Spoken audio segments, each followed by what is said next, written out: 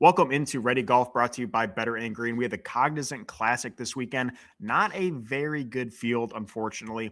We also saw a lot of the bigger names drop out with a much bigger tournament next week at Bay Hill. The winner last week, which I did not give out, but I did bet on Jacob Bridgman 100 to 1. Finally, my first outright, and I think my highest odds win ever. He dropped out this week. You had Jake Knapp for what, the third consecutive week, top 20. Nice win there for you, Ethan, but he dropped out as well. So we're seeing a lot of these guys dropping out in preparation for a much bigger purse next week. So definitely makes this tournament a little difficult, but like always, we keep this show relatively short. Me and Ethan by no means are PGA experts, but we really do enjoy watching golf, betting golf, and if we can, give you guys a couple winners, that's our goal. So basically, me and Ethan give two outrights. We give a top 20, we give a miscellaneous bet. Then me and Ethan together give one leg each for a dog leg parlay. Unfortunately, the dog leg parlay did not hit last week. It was our first losing week in the parlay, but trying to get back on track. Ethan, welcome. I'm going to send it to you for this tricky tournament. Who do you got outright to win the Cognizant? Yeah, still up on the parlay lifetime, so not gonna hit them all, but we'll take the results so far. Yeah, I don't know what I'm gonna do for a top 20 without Jake Knapp this week. I'm heartbroken, just completely lost. But we'll start with the outright, and we kind of talked a little bit before the show, but kind of keeping it relatively safe this week with the picks. But I'm not gonna be at all surprised if a guy 100, 125 to 1 ends up winning this tournament, like we saw last year in this tournament. But I'm gonna go Nikolai Højgaard here.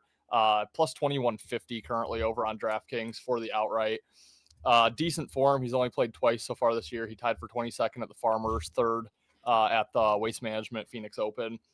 His history at this course, he missed the cut in his first attempt in 2022, and then his second attempt was just last year, 2025, tied for 18th. So did fairly well last year. And 2022, he was a nobody. He's kind of come on the last probably 2-3 years. As far as strokes gained, he is third total strokes gained, and that's overall, not just in this field. I believe he's got to be first in the field here. Tee to green 7th, approach 17th, putting 30th, and he's actually number 1 off the tee as well. So really good numbers, pretty good recent form here. Had a nice tied for 18th finish here last year. Got to look, again, not going to be shocked if it's a guy that, we've probably never heard of who wins this, but I'll give out Nikolai Højgaard here, 20 plus 2150. Yeah, you might hear that name or his brother's name come up a little bit later in the show here. Quickly, before I give out mine, this is a Florida course, our first tournament east of the Mississippi for the 2026 PGA season. So we are getting a little bit different type of golf, a lot more water. We have Bermuda putting greens. Roughs aren't as dangerous as they are in California. So a little bit different golf course. And I'm going to be looking to a lot of Florida natives or people who live in Florida to excel just because it is a different type of golf. So I'm going to get a little chalky with my outright. I completely agree with you, Ethan. This seems like a tournament where either the obvious guy's going to win or it's going to be, like you said, 100 to 1 again. So really tricky outright predictions here, but I'm going to get chalky. I'm going to go Shane Lowry. I know he's Irish, but he does live in Jupiter, Florida, where it seems like 90% of golfers live. But he has extremely well course history here. Or tournament history here. This was the Honda Classic prior to 2023, and I think they played on a little bit different course, but still pretty similar. His last 4 years at this tournament, tied for 11th, tied for 4th, tied for 5th, and 2nd overall. So I like him to win it this weekend. He did struggle a little bit at the Genesis, tying for 24th. He did tie for 8th at the Pebble Beach. So he's not playing fantastic, but this is a really not as big of a skilled field, and I definitely think Lowry is the most skilled golfer here. So I like his history. I like that he's a Florida native or lives in Florida. So I'm going to get chalky and give out Lowry as my outright winner for this tournament.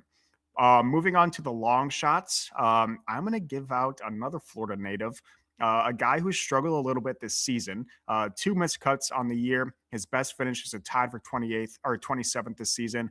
I'm going to give out Billy Horschel, the Tampa Bay native, went to college down in Florida as well, knows this golf course, has played it a million times.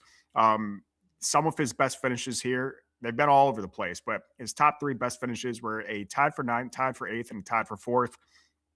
He's plus 9,600 on the odds, so almost up there for 100 to 1 here. But I just like the native here. I like his how many times he's played these types of courses. Um, it could be a tournament where he misses a cut like he has multiple times at this tournament, or he could finish in the top 10 like he has on 3 different occasions. So give me Billy Horschel as my long shot for the Cognizant. How about you, Ethan? Yeah, my long shot here, I'm kind of just going on gut feeling. And taking a young guy who we don't know much about, but he's Blades, had some blades, decent seasons. blades. I looked at him, not Blades. A little bit worse, I guess, shorter odds than Blades. I'm looking at Johnny Kiefer, plus 5,200 here. Rookie on tour this year, 25-year-old kid. Has played 4 tournaments. He's made the cut in all 4. Tied for 61st at the Sony, 27th American Express, 43rd Farmers, 41st Waste Management. So, he hasn't really competed for the outright win yet. But like we said, in a field here where anything could really happen, I'll take a stab with Johnny Kiefer. Again, it's more of just a gut feeling here than anything. His strokes gained, his numbers, they're decent. They're not going to blow you away, but 63rd total. Again, that's throughout the entire PGA. So for this field, obviously much better than 63rd. Off the tee, he's 9th, approach 10th. Putting 137th. That's where he struggles. But like you said, the Bermuda greens here could help improve his putting. Tee to green, he's 21st. So some decent numbers, kind of all over the place. But taking a stab, Johnny Kiefer, 52 to 1. Again, think it really could be a random winner here in this week.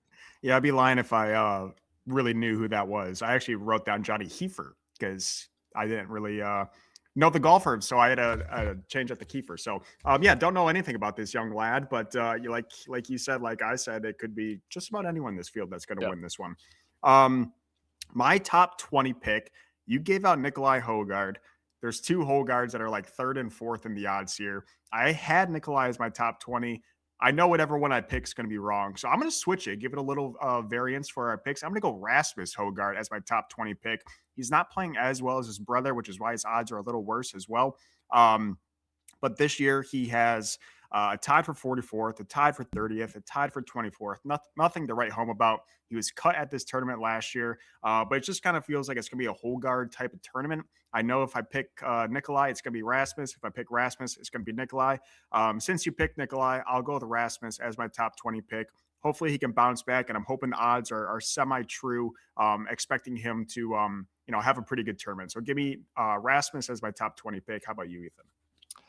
Yeah, well, hopefully, thank you for not, jinxing me here. I hope I don't, mush you with mine, but I'm going Shane Lowry, keeping it nice and safe here. Minus 106 for the top 20, including ties. You mentioned his current form and his course history here. It's hard to ignore. Strokes gained, not great, but again, in this field, up there. Total 26, 35th tee to green, 19th approach, 43rd putting. And him not opting out of this tournament, staying in, just kind of tells me that, he wants a better performance under his belt going into some of the bigger tournaments. Maybe not. He's only played twice this year, so just maybe some more experience here. And just kind of the biggest name up front. Feels like a safe bet, especially like you said, in his last 4 here, tied for 11th was his worst finish. So top 20 minus 106. Think that's a nice price there. Little preview here. You might see that one come down the road as well. I'll send it right back to you. What do you got for your miscellaneous bet? This can be anything from tournament matchups to final position scores to nationality to making the cut, missing the cut. What do you got for miscellaneous bet? Yeah, I don't know that I love this specific play, but I kind of like the specific angle, and I'm looking to fade a Flaherty in here. I'm going against Brooks Koepka, Jupiter, Florida here.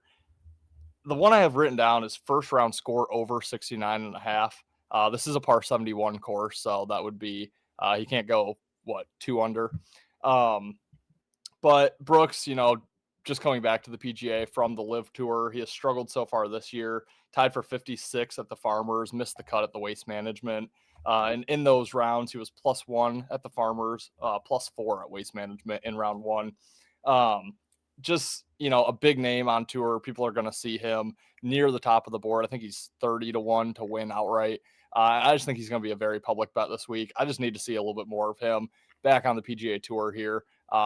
Think it could take him some time to adjust. And, I looked at him to miss the cut plus 160. I think that's a really nice price, but ultimately just landed with maybe he'll struggle on day one. I did look, the last time he played here was 2022, and he did score 68 on day one. So he did have a nice day one. He ended up, I think, just one under even par throughout the weekend. So he did struggle kind of moving forward in that tournament, but going to bank on him not doing so well there on day one on Thursday. Also, don't hate miss the cut. I think he's matched up with Aaron Rye. I didn't love that. Rye was like minus 138, so just didn't love the price, but just kind of looking to fade Brooks Koepka here. The first round scores kind of where I landed. Yeah, I don't hate it at all. Koepka's cannot putt to save his life at the moment. So that's a stat that just doesn't turn around overnight. So maybe his Florida, being a native there and having history there, maybe he turns it around, but his putter is god awful right now. I could putt better than him at the moment. I'm going to also be fading a guy for my miscellaneous bet. I've watched a couple different shows that do a bunch of models with a bunch of stats in there. They get their guys who are the best fit, model fit for the tournament. Everyone is super high on Christian Bezuidenhout. I call him Bezu Boy. I liked him quite a bit last year. Bet him too many times, and he just was god awful. So I actually have Bezuidenhout to miss a cut at this tournament plus 210. Like I said, his modeling is spectacular for this tournament, but his history here is trash. He has a tie for 25th as his best, 2 tied for 42s, and a missed cut. And this season, he's not even playing that well. His best score is a tied 27th. He's a tied 38th, and he has a missed cut as well. So I've fallen for this Christian Bezuidenhout trap before. I understand he's modeling well. That sometimes means something. Usually I'm super eager when I see guys model well on multiple different sites and videos, but I just don't trust this guy right now. He's not playing good golf. He hasn't played well here at all. Yes, he's a fantastic putter, but I can't see his game coming together. So I have him to miss the cut plus 210. And that brings us to our dog leg parlay. We are 2 for 1 on the season, still in the positive, still in the green on our parlays. Ethan, what do you got for your first leg here? Yeah, well, assuming yours is going to be a repeat from what I gave out earlier, I had that written down and then crossed it out. So thankfully we didn't have the same dog leg parlay here. I'm going to go, and again, this is more of just a gut play. Sammy Valimaki, top 40, minus 118. And that's including ties. Hasn't had the best season. He was cut at the American Express and the Farmers. Those were his first 2 tournaments of the year. Since then, he tied for 41st Waste Management, 34th Pebble, and 37th at the Genesis. So he has at least made the cut in, his last 3, flirted with that top 40. But he's a guy I was following quite a bit last year. You could get some really nice numbers on his top 20s, and he was hitting it at least beginning of the season a lot more consistently than later on in the year, but you could have made a lot of money betting him, in the top 40, 30, 20 market last year this time. So again, just a weaker field, a guy that I have been eyeing, for over a year now and expect him to keep getting better in this field with, flirting around that top 40 and much stronger fields here previously. We'll take Sammy Valimaki, top 40 for the parlay leg. I like it. You've been talking about him recently, so I don't hate it at all. Hopefully he can get there. I'm going to, repeat a bet here. My favorite top 20 pick was also Ethan's top 20 pick. I think it's a dead nuts bet. He's hit this easily in 4 straight tournaments at the Cognizant, and that is Shane Lowry as my top 20 pick. Again, last 4 at this tournament, tied for 11, tied for 4, tied for 5th, and 2nd overall. He has 2 starts this year, tied for 24th at the Genesis was his worst, tied for 8th at Pebble, which he historically does well at. So I'm just going to trust. It's his, one of his closer to home courses. I know he's Irish or wherever he's from, but he's a Florida guy. So I like him top 20. I can't see a world where Shane Lowry is not getting top 20. Maybe the odds are messing with me, but seems too good to be true. But he's by far the best golfer in this field, in my opinion. I know he's had a slower start, but I think this is just a prime spot for Lowry to go off. Sorry for being repetitive on the picks there, but it's too good to be true for me to pass up. I don't have the odds written up, but I will have it up in our graphic for our dogleg parlay. Again, we are 2-1 on the dogleg parlays. We're still searching for an outright winner on the show. Hopefully, we can get you guys that this weekend. But we do have, like I said, a great tournament coming up And then we have the Players shortly after that. So a lot of good golf on the horizon. So make sure you guys do stay tuned. If you are interested in more golf, please let us know in the comments. If you like this video, please give us a like and think about subscribing to our YouTube channel, Better Green. Greatly helps us continue to do this. But Ethan, do you have anything to add before we close out Ready Golf for the week? Yeah, really quick, I'll just quick mention, we're never going to go like 60, 70% on the show because we are each giving out an outright, and one of those is a long shot. At best, we can hit 1 out of 4. So, every time we do the recap, it looks like we barely win bets. But if you're betting correctly, if you're putting a unit on the top 20 and maybe the miscellaneous and maybe a half unit or a unit on the parlay and only like a 10th or 2/10 on the outrights, we are up money so far on the show. So we are doing better than what it looks like on every recap because, like I said, at best, we're going to hit 1 out of 4 of the outrights. So, yeah. And I really wish I gave out Bridgman for you guys last week. But for example, I put $1 on that, which is not even close to my unit size, and, a 185. So you win one of those outrights and, your season's looking pretty well in golf. And like I said, hopefully we can hit one, an outright for you guys on the show. That'd be fantastic. We try not to give out super obvious guys. I know we got a little square this weekend, but maybe when we come to majors, we might give out the more obvious picks just because the better golfers do well in the majors. But we appreciate you guys. Thank you guys for watching. Good luck this weekend, betting Cognizant, and we will see you guys next week for a great tournament.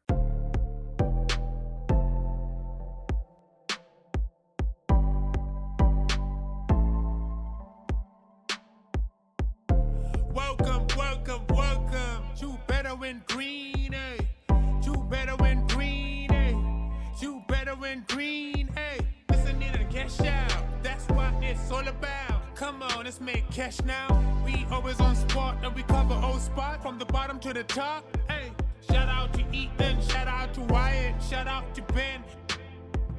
Welcome, welcome to our podcast, Better Win Green.